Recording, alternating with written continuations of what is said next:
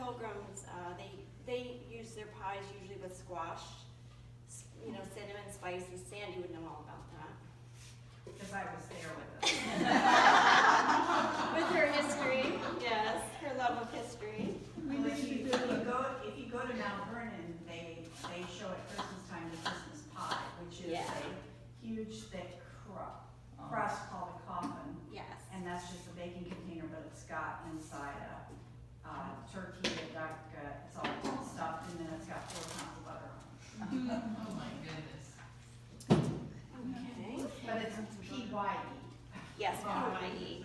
And they didn't usually eat the crust. It was usually just Right. an encasement to hold your meats or whatever. Oh, really? Yeah. It was more as a preservative. Oh, I'm gonna put a little lemon on mine. I'm not measuring. I usually do about a half of a lemon. And then my sugar. And is that to keep it from getting brown or just for No, flavor? it's to offset the sugar. If you use too much sugar, you're just gonna have one bland kind of flavor. And so you really need some lemon, the acid, I can't open this one, gives it depth. to make the flavor brighter, is what you wanna do. Should I change? I need a towel too, sorry, I don't have Okay, my towel. So I'm just gonna pour a little sugar on there and a little cinnamon, that's probably in the back too.